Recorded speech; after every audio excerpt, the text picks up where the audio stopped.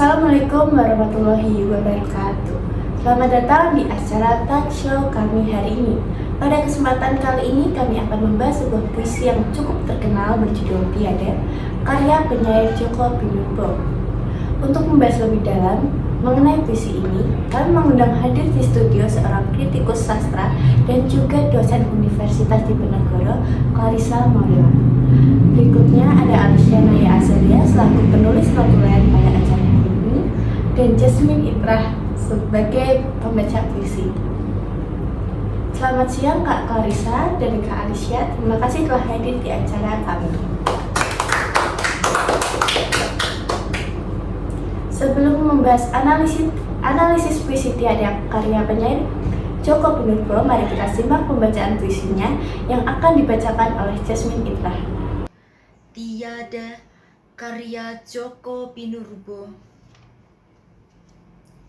Tiada pengembara yang tak merindukan sebuah rumah, bahkan jika rumahnya hanya ada di balik iklan yang ia baca di perjalanan.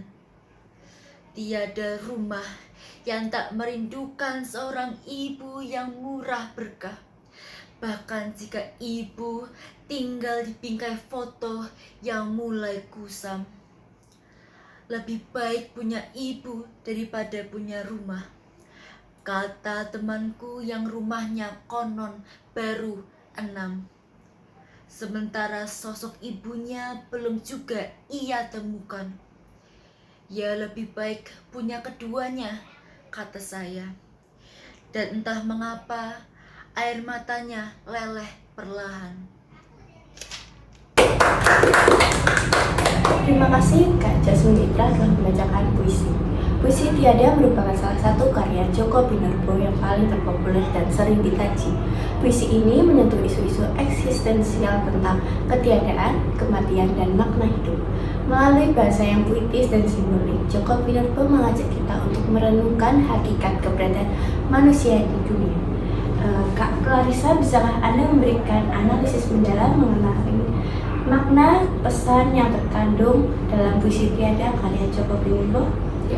Jadi dalam puisi itu terdapat dua struktur, yaitu struktur fisik dan struktur batin. Kita mulai dari struktur batinnya.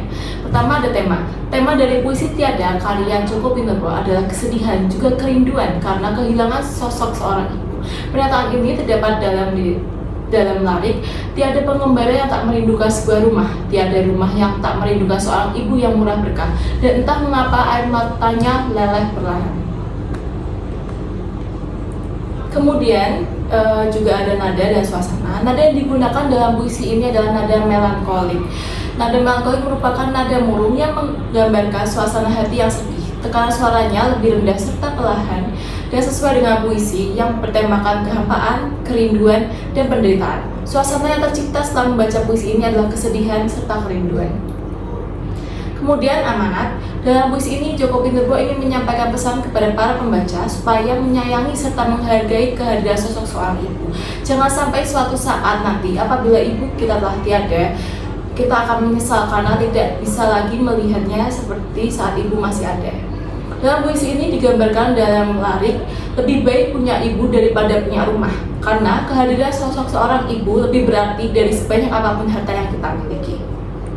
Kemudian yang tadi sudah saya bilang, ada struktur fisik juga, yaitu pertama ada tipografi.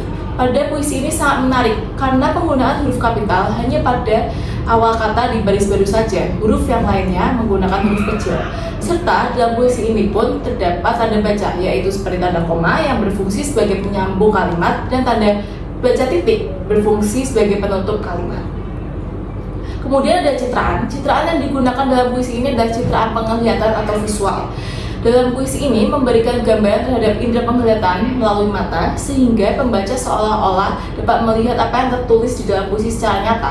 Pernyataan ini terdapat dalam lirik, tiada pengembara yang tak merindukan sebuah rumah, dan kata temanku yang rumahnya konon baru 6. Kemudian ada majas. Majas yang digunakan dalam puisi ini adalah majas hiperbola, yaitu kiasan menggunakan gaya bahasa yang melebih-lebihkan.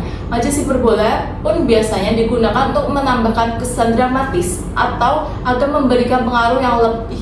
Majlis Hiperbola terdapat dalam larik kata temanku yang rumahnya konon baru 6 dan entah mengapa air matanya leleh perlahan. Dan yang terakhir ada diksi dari kutipan larik puisi. Tiada pengembara yang tak merindukan sebuah rumah, bahkan jika rumahnya hanya ada di balik iklan yang ia baca di perjalanan. Terdapat kata pengembara dan kata rumah. Kata pengembara berarti seseorang selalu mengembara dari suatu tempat ke tempat lainnya. Ini karena ia tak memiliki rumah ataupun pekerjaan. Kata pengembara juga dapat diartikan sebagai orang yang tak memiliki tempat tinggal atau pekerjaan yang tetap. Kemudian ada kata rumah. Secara umum dapat diartikan sebagai tempat untuk berlindung dari pengaruh alam sekitarnya. Rumah merupakan tempat beristirahat setelah kegiatan sehari-hari. Tetapi pengertian rumah dapat kita tinjau lebih baik seperti secara fisik maupun secara psikologis. Secara fisik, rumah berarti suatu bangunan tempat kembali dari bekerja, bepergian, dan tempat beristirahat untuk memulihkan kondisi fisik dan kondisi mental yang telah letih dari melaksanakan tugas sehari-hari. Ditinjau dari segi psikologis, rumah berarti suatu tempat untuk tinggal serta tempat untuk berlindung dan bernaung yang tentram, damai, dan juga menyenangkan bagi penghuninya. Rumah dalam pengertian psikologis ini lebih mengutamakan situasi, suasana daripada kondisi fisik dari rumah itu sendiri.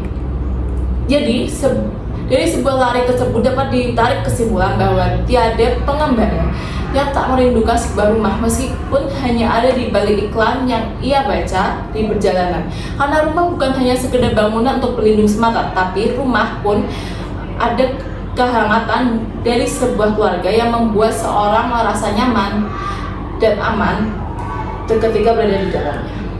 Oke. Terima kasih Kak Clarissa atas penjelasan yang sangat menarik dan mendalam. Pemirsa sekalian, kita telah mendengar analisis komprehensif mengenai puisi Tiada karya Djoko Pinurbo. Semoga pembahasan ini dapat menambah wawasan dan apresiasi kita terhadap karya sastra Indonesia yang berkualitas. Sekian acara talk show kami hari ini. Sampai jumpa di acara selanjutnya. Selamat siang. Wassalamualaikum warahmatullahi wabarakatuh.